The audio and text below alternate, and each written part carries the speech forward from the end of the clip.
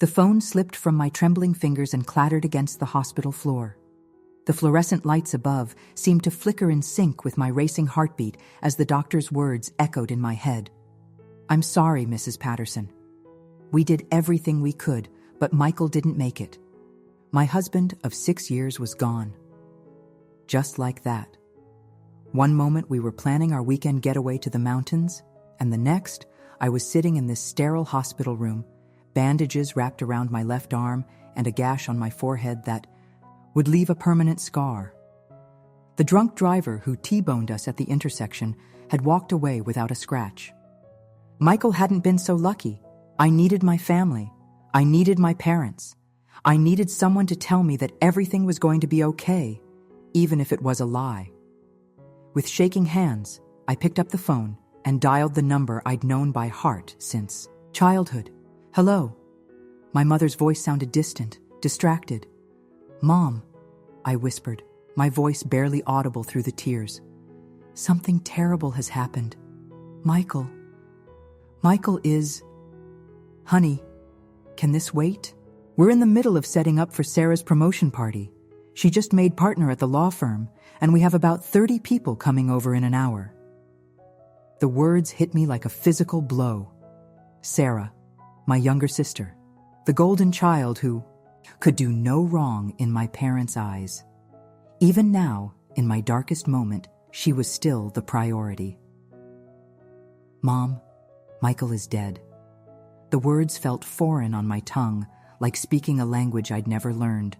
"There was an accident, a drunk driver. I'm at Mercy General Hospital, and I need you."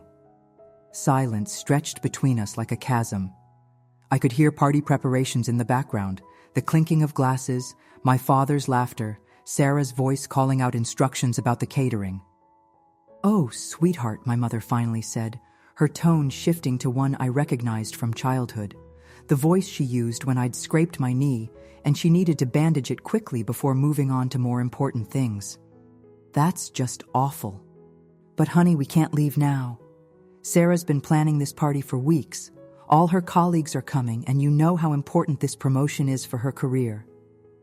I felt something inside me break. Not the dramatic movie-style break where everything shatters at once, but the slow, grinding break of something that had been cracking for years finally giving way. "I'm your daughter too," I said, though I wasn't sure if I was talking to my mother or to myself. "Of course you are, sweetie. Look, we'll call you tomorrow, okay? After the party. Maybe we can drive down next weekend to see you." The line went dead, and I stared at the phone in disbelief. My husband was dead. I was injured and alone in a hospital, and my parents were worried about cocktail napkins and hors d'oeuvres. But I shouldn't have been surprised. This was the pattern that had defined my entire life. Growing up, Sarah had been the star, the one who got straight A's without trying, who won every school award, who dated the quarterback and got accepted to Harvard Law.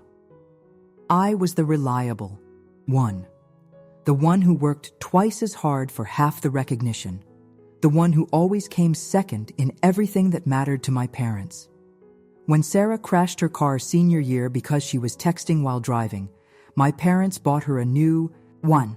When I saved up for months to buy my first car, they forgot to attend the dealership with me because they were at Sarah's debate tournament. When Sarah dropped out of college halfway through her sophomore year to find herself in Europe, my parents funded her entire trip. When I graduated summa cum laude from nursing school, they missed the ceremony because they were visiting Sarah in Paris. The pattern was so consistent it became invisible, like wallpaper you stop noticing after years of living with it. But losing Michael had stripped away all the comfortable illusions I'd built around my family relationships. A nurse appeared in the doorway, her face kind but professional. "Mrs. Patterson, we need to go over some paperwork, and there are some decisions that need to be made about arrangements." Arrangements. Such a clinical word for something so devastating. I nodded and followed her down the hallway, my feet moving automatically while my mind remained trapped in that phone conversation with my mother. The next few days passed in a blur of funeral homes, insurance calls, and well-meaning friends who brought casseroles I couldn't eat. Michael's family surrounded me with love and support. His mother, Janet, never left my side, and his brother David handled all the logistics I couldn't face. They were everything my own family should have been, but wasn't. The funeral was set for Thursday. I called my parents again on Tuesday, hoping that maybe the shock had worn off and they'd realized how cruel their initial response had been. "Dad, the funeral is Thursday at 2 o'clock at St. Mary's. I really need you there." "Oh, sweetheart, I wish we could, but we're leaving for Cabo tomorrow morning. Sarah needs to decompress after her big promotion, and we booked this trip months ago. The resort has a no cancellation policy." "Dad, it's my husband's funeral." "I know, honey, and we're so sorry for your loss. But you understand how important it is for Sarah to maintain her work-life balance. The legal field is so stressful." I hung up without saying goodbye. Thursday arrived gray and cold, matching the emptiness inside me. The church was packed with Michael's colleagues from the engineering firm, his college friends, neighbors, and nurses from the hospital where I worked. Janet held my hand throughout the service, and David spoke beautifully about his brother's life and character. My parents' absence was a glaring hole in the day, made worse by the knowing looks from people who had expected to see them there. My co-workers kept asking where my family was, and I found myself making excuses that tasted like ash in my mouth. After the service, as we gathered at Janet's house for the reception, I felt hollowed out, like someone had scooped out everything that made me human and left only a shell behind. I was surrounded by people who loved Michael and who cared about me, but the absence of my birth family made me feel fundamentally alone in the world. "You know he'd want you to be happy," Janet said, sitting beside me on the porch swing, where Michael and I had spent countless summer evenings. "He worried about you sometimes, about how your family treated you." "He did," she nodded. "He used to say that you gave them so much more than they ever gave back. He could see how much it hurt you, even when you pretended it didn't." That night, alone in the house Michael and I had shared, I found myself going through his papers. He'd been meticulous about organization, and everything was clearly labeled and filed. In the folder marked Insurance, I found documents I'd never paid much attention to before. Michael had been thorough about protecting our future. There were policies for the house, the cars, and a substantial life insurance policy that made me catch my breath when I saw the number, $800,000. He'd increased it just last year after getting his promotion, saying he wanted to make sure I'd be taken care of if anything ever happened to him. The irony wasn't lost on me. Michael, who had grown up in a working-class family and put himself through college on scholarships, had been more concerned about my financial security than my own parents had been about my emotional well-being. I set the papers aside and didn't think about the money for weeks. I was too busy trying to figure out how to exist in a world without Michael, how to sleep in our bed alone, how to cook dinner for one person, how to answer when people asked how I was doing. My parents called occasionally, brief, awkward conversations where they asked generic questions about how I was holding up, but never really listened to the answers. Sarah sent a sympathy card 2 weeks after the funeral with a generic message that could have been written by a computer. It was Janet who helped me start processing the insurance claim. She'd been a widow herself for 5 years and understood the bureaucratic maze that follows a sudden death. We spent hours at my kitchen table, filling out forms and making phone calls, her steady presence keeping me anchored when the grief threatened to pull me under. "You should do something meaningful with this money," she said one afternoon as we sealed the last envelope. "Michael would want it to honor his memory somehow." I nodded, though I hadn't really thought beyond the immediate need to pay for the funeral and medical bills. The idea of having that much money felt surreal, almost offensive. No amount of money could bring Michael back or fill the space he'd left behind. The check arrived on a Tuesday in March, 3 months after the accident. I stared at it for a long time, this piece of paper that represented the value the insurance company had placed on my husband's life. It felt wrong to deposit it, but Janet reminded me that Michael had planned for this, had wanted me to be secure. That weekend, my phone rang. I recognized my mother's number but almost didn't answer. Our conversations had become increasingly strained, and I wasn't sure I had the energy for another stilted discussion about the weather or Sarah's latest achievement. "Hi, Mom. Darling, we need to talk." Sarah told us about Michael's insurance policy. My blood ran cold. I'd mentioned it to exactly one person outside of Michael's family, my cousin Rachel, who I'd always been close to. Rachel must have mentioned it to someone, and in our family, news traveled fast when it involved money. What about it? Well, we've been thinking, and we believe the right thing to do would be to share it with the family.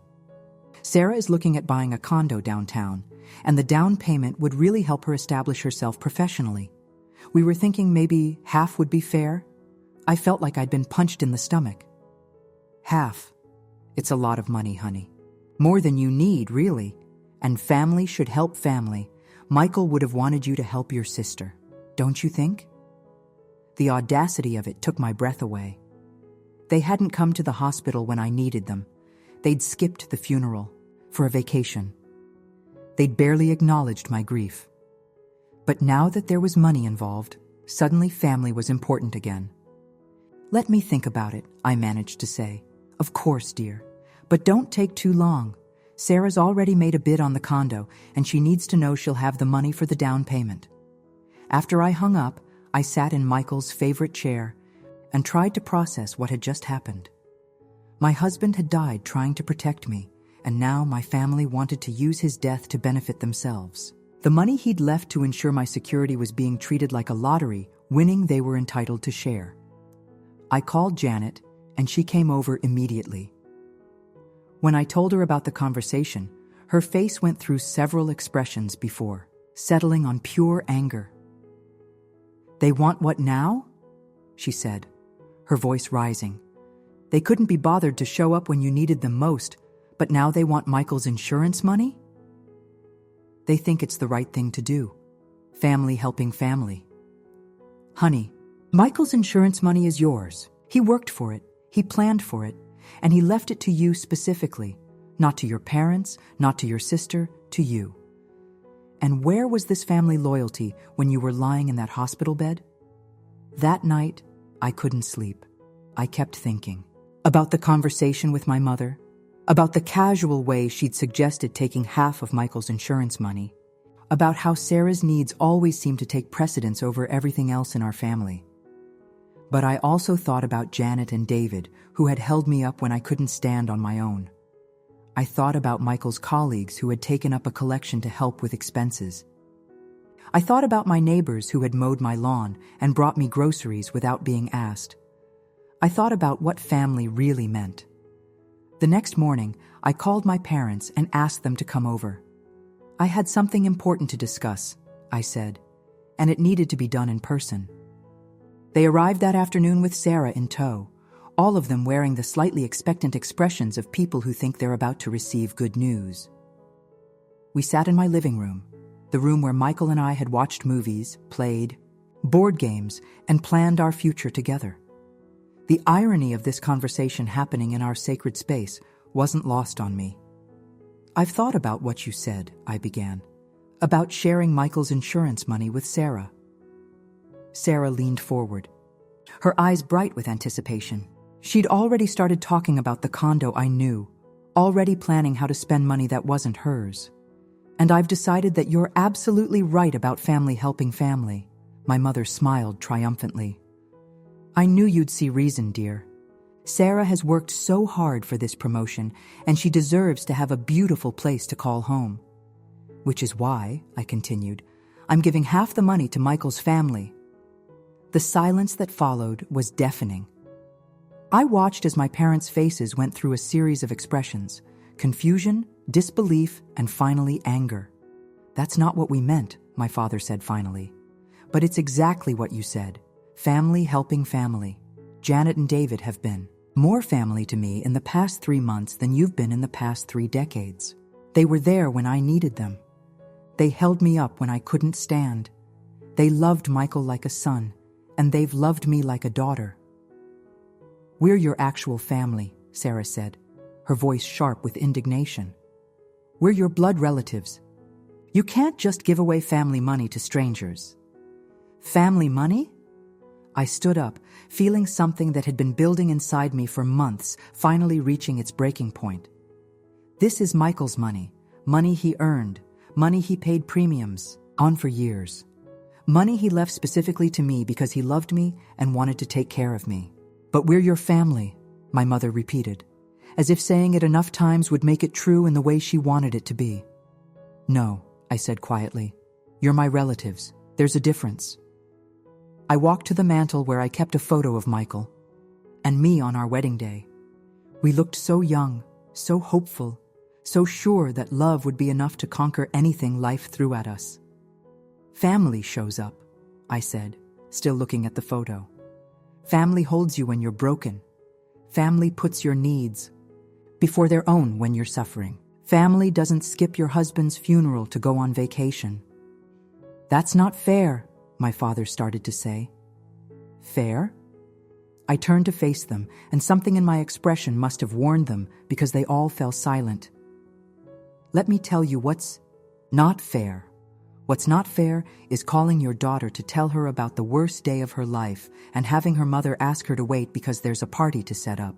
What's not fair is burying your husband alone because your parents chose margaritas on a beach over supporting their daughter. What's not fair is having your family ignore your grief until they find out there's money involved." Sarah crossed her arms. "So you're just going to give it all to his family out of spite?" "I'm giving half of it to people who actually acted like family when I needed them most. The other half I'm keeping because Michael wanted me to be secure and independent. Because he loved me enough to plan for my future even if he couldn't be part of it." "You're making a mistake," my mother said, standing up. "You're going to regret this when you realize what you've thrown away."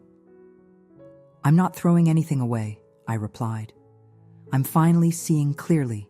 I'm finally understanding the difference between people who claim to love you and people who actually do." They left angry, and I knew they'd probably never forgive me. But as I watched their car pull out of my driveway, I felt something I hadn't experienced in months: peace. That evening, I called Janet and asked if she and David could come over. When I told them what I'd decided, Janet started crying. "Honey, we can't accept that," she said. "Michael left that money for you, and he'd want me to share it with people who've shown me what real family looks like," I replied. "Besides, I have a condition." David raised an eyebrow. "What kind of condition?" "I want to use some of it to set up a scholarship in Michael's name at his old engineering school. For students who are working their way through college, the way he did.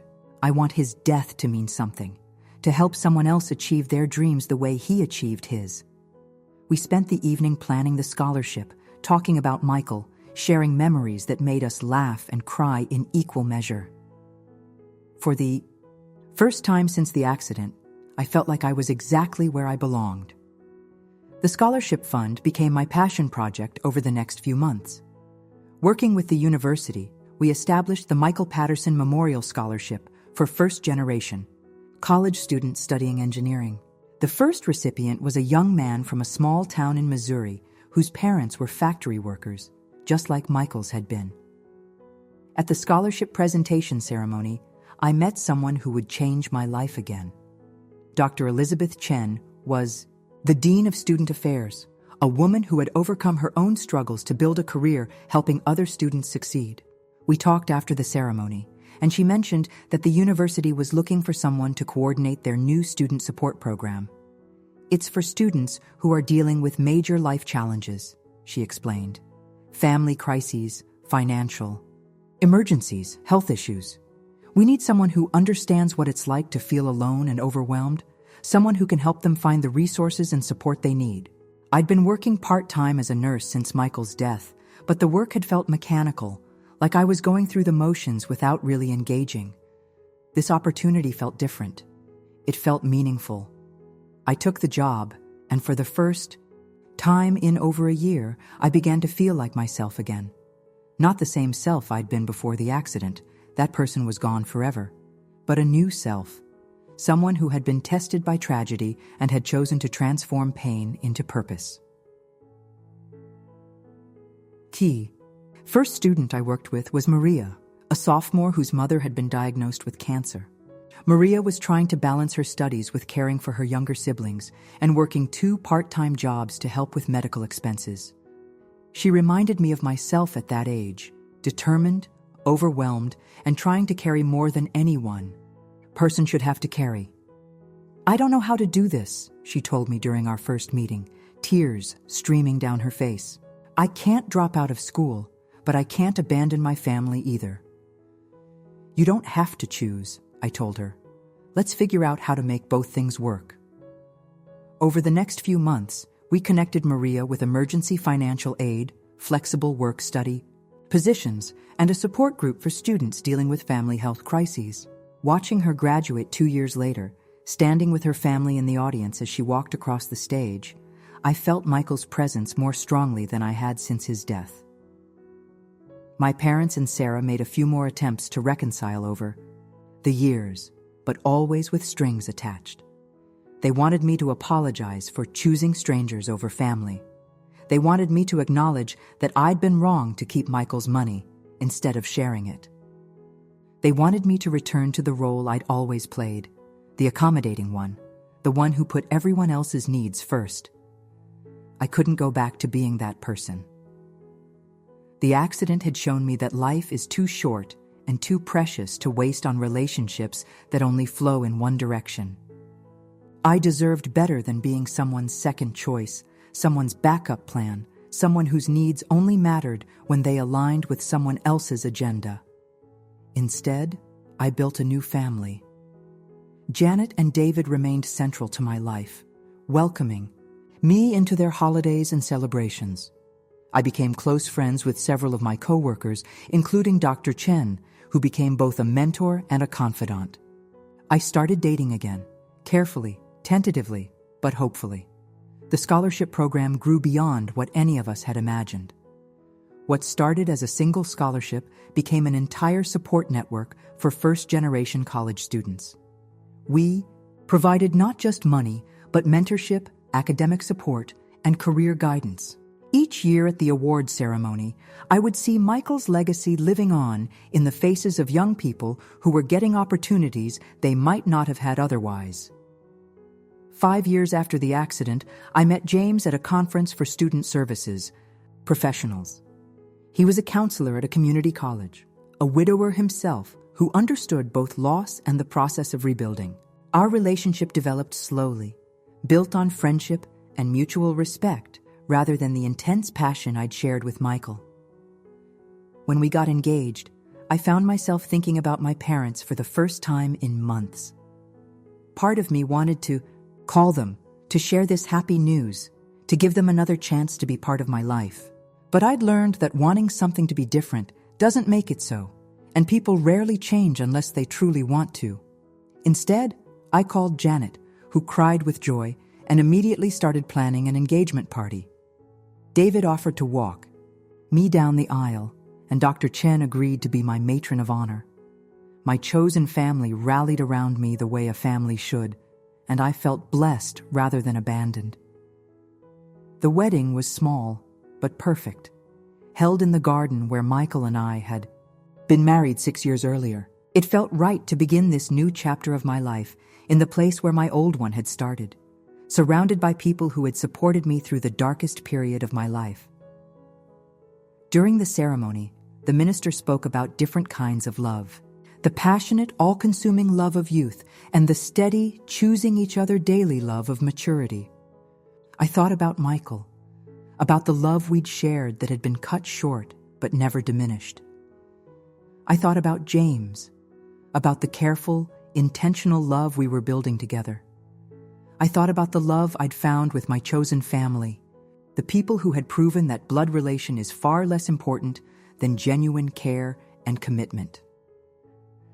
That night, as James and I sat on our honeymoon suite balcony watching the stars, I felt Michael's presence one last time. Not the desperate, grief-stricken longing I'd experienced in the first year after his death, but a gentle sense of approval, of peace, of love that transcends death itself. "He'd be happy for you," James said quietly, somehow knowing exactly what I was thinking. "I think he would be," I agreed. "I think he'd be proud of what I've built from the ashes of what we lost." The next morning, I woke up to 3 missed calls from my sister. My stomach clenched with familiar anxiety. In our family, multiple calls usually meant someone wanted something. I almost didn't listen to the voicemails, but curiosity won out. "Maya, it's Sarah. I saw the wedding photos on Facebook.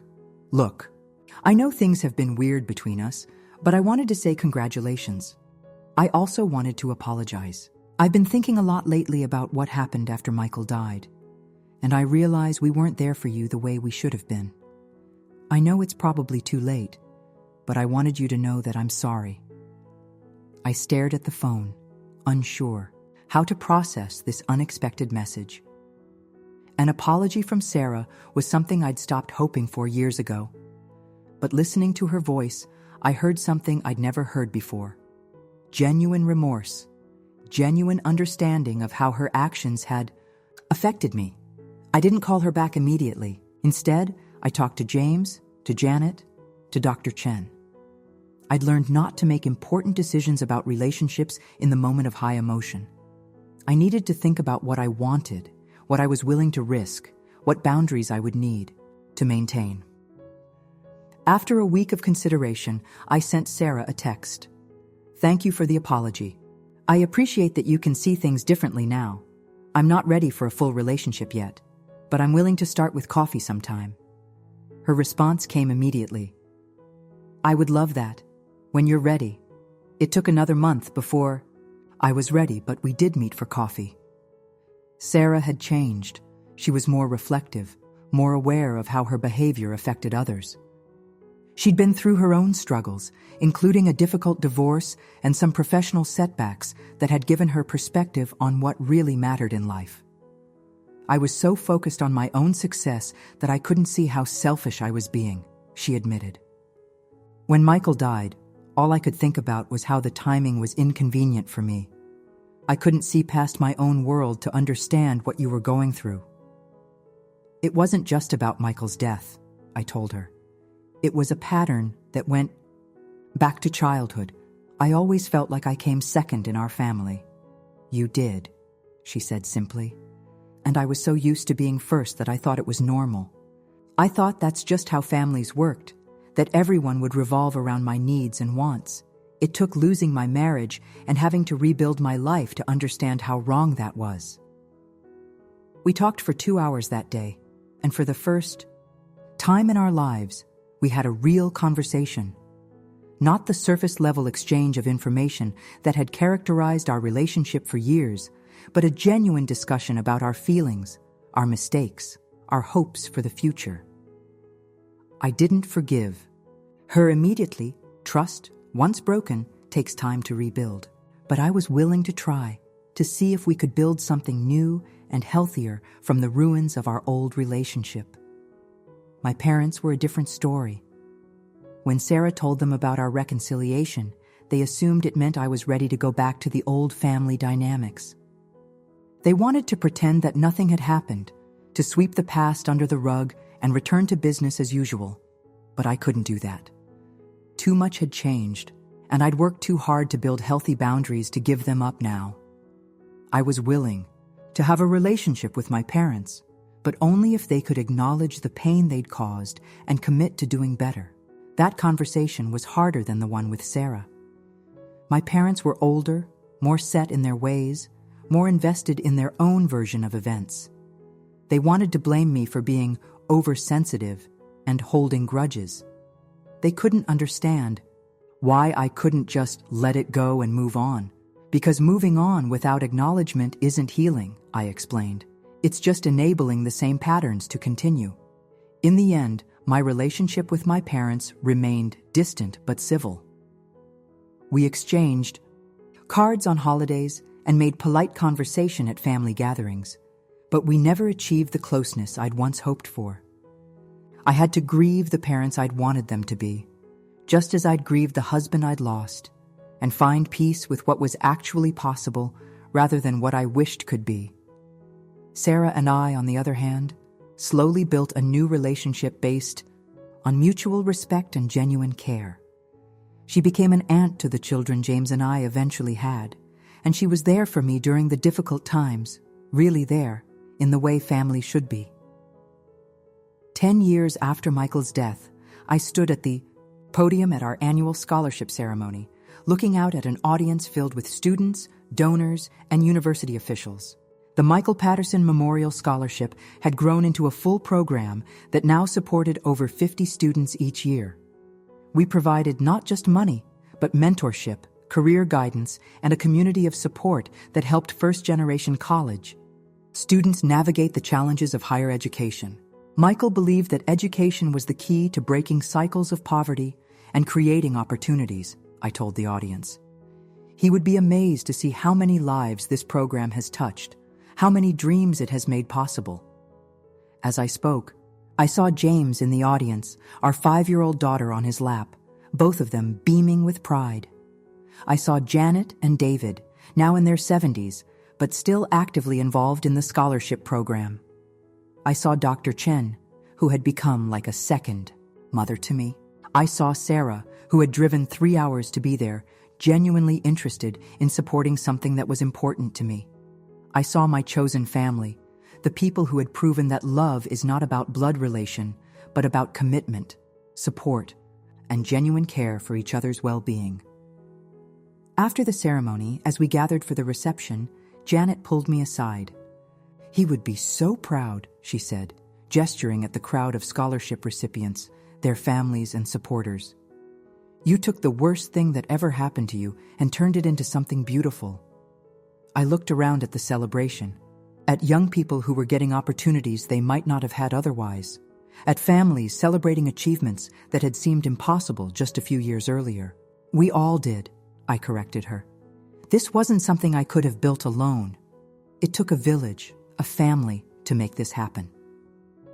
That night, as I tucked my daughter into bed, she asked me about the pictures of Michael that hung in our hallway. "Uncle Michael was very special," I told her. "He loved me very much, and even though he couldn't stay with us, he made sure I would be okay. And because of his love, we've been able to help lots of other people." "Like the students at the party tonight?" "Exactly like them." She was quiet for a moment, processing this in the way children do. "So even when people die, their love doesn't die?" "No, sweetheart. Love never dies. It just changes form." As I turned off her light and closed her door, I reflected on the truth of that statement. Michael's love hadn't died with him. It had transformed into something bigger, something that touched lives he would never meet, something that created opportunities and hope for people who needed both. But it wasn't just Michael's love that had survived. My own capacity for love had grown through the experience of loss and rebuilding. I'd learned to love more carefully, more intentionally, more authentically. I'd learned the difference between loving someone and loving the idea of them, between accepting someone's limitations and enabling their harmful behavior. I'd learned that family isn't about who shares your DNA, but about who shows up when you need them most. I'd learned that forgiveness doesn't mean forgetting or excusing harmful behavior, but about freeing yourself from the burden of resentment. I'd learned that building a meaningful life often requires letting go of the life you thought you were supposed to have. Most importantly, I'd learned that surviving tragedy doesn't just mean getting through it. It means allowing it to transform you into someone who can use their pain to create something meaningful, someone who can turn their wounds into wisdom, someone who can build bridges from the broken pieces of their dreams. The insurance money that had once been a source of family conflict had become the foundation for something beautiful. Michael's death, as senseless and tragic as it was, had created a legacy that would outlive all of us. And I had found a way to honor both his memory and my own growth, surrounded by people who understood that true family is built through choice, commitment, and unconditional love. Standing in my kitchen that night, looking at photos of scholarship recipients on my refrigerator, I felt Michael's presence one more time. Not the desperate longing of early grief, but the warm recognition of a love that had transcended death and transformed into something eternal. He was gone, but his love lived on. In the scholarship program, in my new family, in the woman I had become through the process of losing him and finding myself. I was not the same person who had answered that phone call in the hospital 10 years earlier. That woman had been broken by tragedy, abandoned by the people she thought she could count on, left to rebuild her life from nothing. This woman, the woman I had become, was stronger, wiser, more authentic, surrounded by genuine love, and committed to using her experiences to make the world a little bit better. The journey from that hospital room to this kitchen had been long and difficult, marked by grief, betrayal, forgiveness, and growth. But it had led me to exactly where I needed to be, surrounded by exactly the people I needed to be with, doing exactly the work I was meant to do. Michael's love had saved me twice, once by providing for my financial security, and once by teaching me what real love looked like so I could recognize it in others and build it for myself. His death had been the end of one story, but it had also been the beginning of another, a story about resilience, about chosen family, about turning pain into purpose. As I turned off the lights and headed upstairs to James, I whispered a quiet, "Thank you to Michael, to the universe, to whatever force had guided me through the darkness and into the light." Tomorrow would bring new challenges, new opportunities to love and serve and grow. Tonight, I was simply grateful for the journey that had brought me home to myself and to the family I had chosen and built and earned.